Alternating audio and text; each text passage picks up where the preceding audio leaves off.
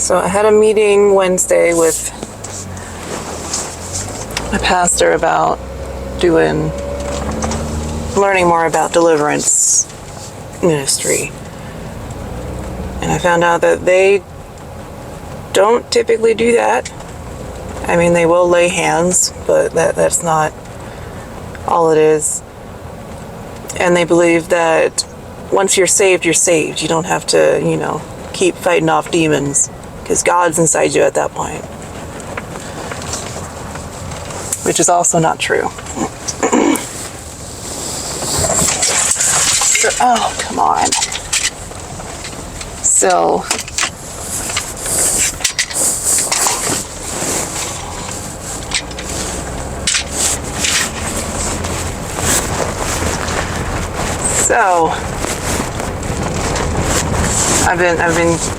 I have this urge to write up a rite and read it during Sunday service, because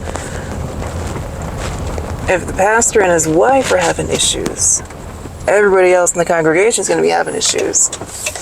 And he even told me that they changed the word sin to struggle to soften the blow and not offend anybody, which is a huge red flag. So I'm going to read this right during Sunday service. I doubt I'll be able to record because the camera is very noticeable.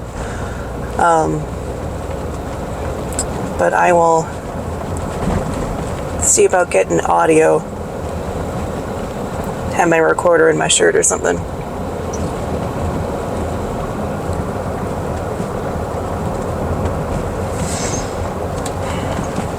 That's been just bugging me. I mean, I felt the presence of God when I was praying in my room, but I don't remember ever feeling it at church. I felt presences at church. Like during that meeting, the presence of the spirit of confusion was in there. Or one of those types of ones. I couldn't keep my thoughts straight at all. I didn't make it even part of the way through my notes. They were throwing around scriptures and just talking down everything that I was trying to bring up.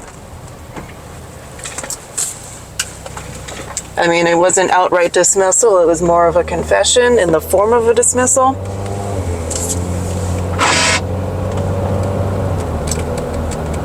See, he kept pointing out, finding the context of the verses and finding out who God was talking to instead of what they were doing, because the disciples are examples of what we should be doing in our journey following Christ.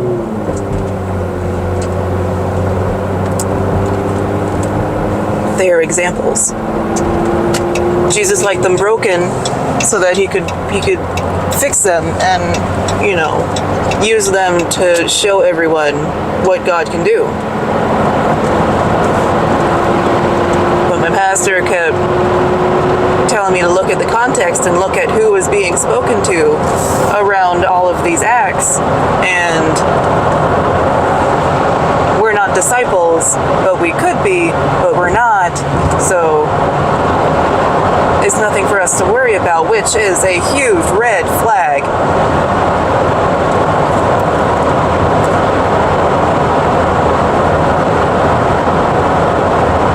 It really ground my gears.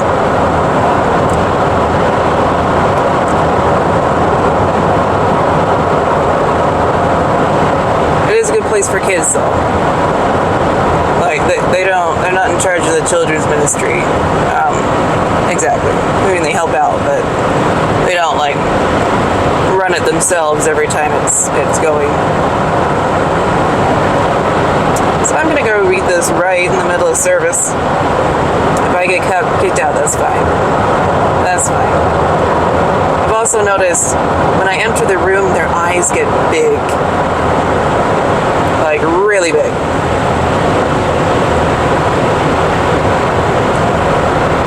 So anyway, I just wanted to share that. It's been bugging me for 2 days now. I've been sleeping really hard since my XSO left the house. But I haven't been sleeping as long since Wednesday. It's really been bugging me. Then I'm fasting for the next 7 days. All I could do was pray that night. Just sit there and listen. And I got 7-day water break 8. So I'm on a 7-day water fast right now. Stage 2.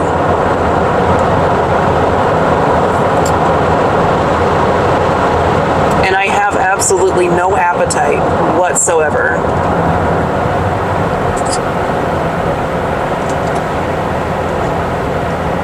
I couldn't even hardly smell dinner as I was cooking it. Like, I could smell I was cooking burgers, but it wasn't strong. It wasn't strong enough for me to crave it.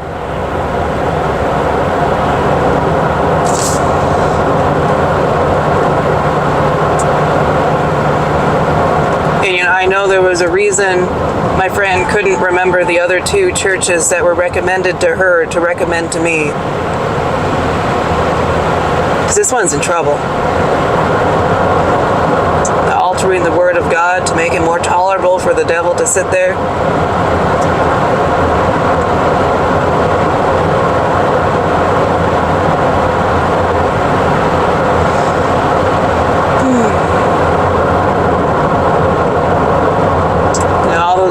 Ministers I've seen, they have friends, but like they're other deliverance ministers, and they're just like kind of loners. I mean, they have families and stuff too, but they walk into these places alone. Well, physically alone. They have God. And he's like the first thing I think of when I get up in the morning, and the last thing I think of when I go to bed at night. And he's like all I think of all day. He's it. Yeah, I just wanted to share that.